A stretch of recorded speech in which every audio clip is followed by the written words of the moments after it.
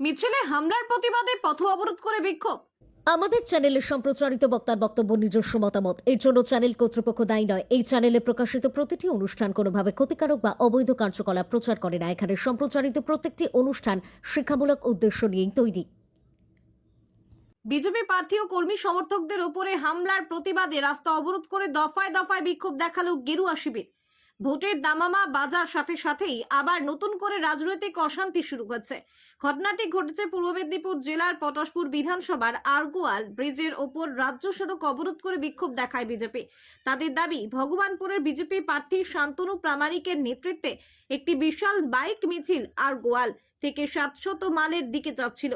সেই সময় তৃণমূল আশ্রিত দুষ্কৃতীরা হামলা চালিয়েছে এবং একাধিক মোটর বাইক ভাঙচুর করেছে বলে বিজেপির অভিযোগ।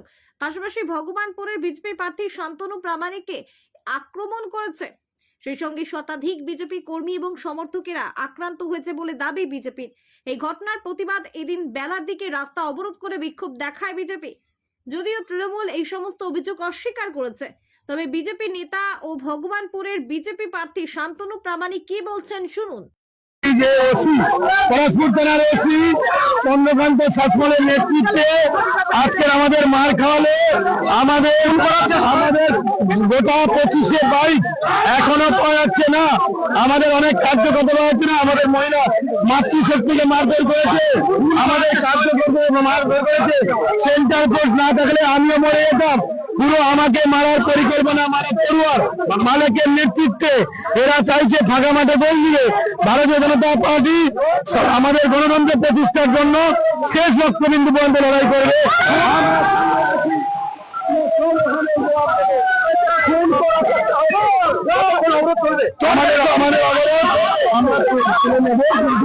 সাধারণ মানুষকে তো আমরা প্রশ্ন করতে পারি না, আমরা তুলে নেবো। পুরোপুরি ভুল করার চেষ্টা হয়েছে আমাকে এবং আমাদের কার্যকর্তাকে।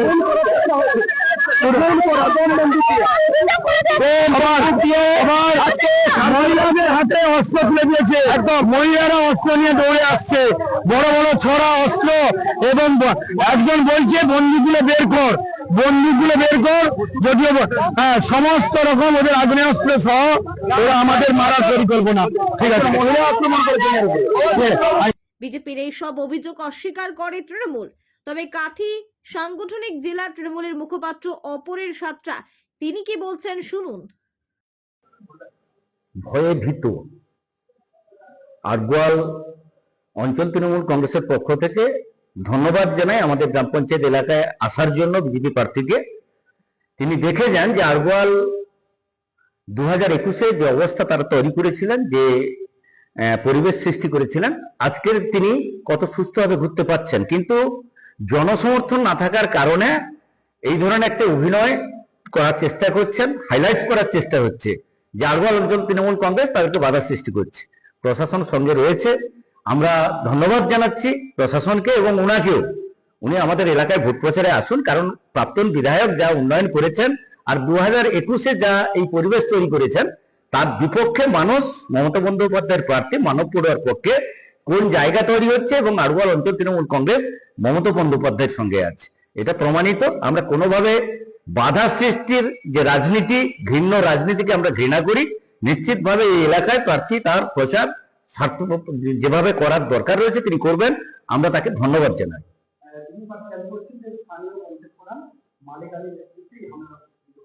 আজকের মুসলিম প্রেম জেগে উঠেছে, তাই মুসলিমদের প্রতি তিনারা যাকে নিয়ে এই ধরনের ঘটনা ঘটানোর চেষ্টা করছেন যে মুসলিম বেল্টে আমাদের ঢুকতে হবে এবং তাদের উপরে আক্রমণ চালাতে হবে। কারণ 2021-এ একমাত্র মুসলিমরা এই এলাকায় কিছুটা হলেও শক্তি প্রদর্শন করতে পারছিল, প্রতিবাদ জানাতে পারছিল। তাই আজকে প্রাথমিকভাবে তারা চাইছে মুসলিম সমাজের উপরে তাদের যে ঘৃণ্য রাজনীতি সেটাকে আগে প্রভাব বিস্তার করতে, এবং তার এফেক্ট নিশ্চিতভাবে তিনি ভোটে পাবেন। 26-এর বিধানসভাতে সারা বাংলার সঙ্গে সঙ্গে ভগবানপুর বিধানসভা তৃণমূল কংগ্রেস জয়লাভ করবে, এটা নিশ্চিতভাবে আমরা বলতে পারি। এনআইএ শুধু এনআই নয়, ইডি এনআইএ ভোটের আগে এভাবে কেন্দ্রীয় সরকার যে চক্রান্ত তৈরি করার চেষ্টা করে, ভীতি সঞ্চারের চেষ্টা করে, এটা মানুষ বুঝে গেছে। এ ধরনের প্রক্রিয়াতে কোনোভাবে লাভ হবে না, কারণ মানুষ জানে যে কেন্দ্রীয় সরকার যে বঞ্চনার শিকার করছে বাংলার মানুষকে। আজকের এনআইএর আমার কি বলে এনআইএ দিয়ে যেভাবে ভয় দেখানোর চেষ্টা হচ্ছে, এতে কোনো লাভ হবে না। অপরেশ সত্রা, মুখপাত্র, কাঁথি সাংগঠনিক, জেলা তৃণমূল কংগ্রেস।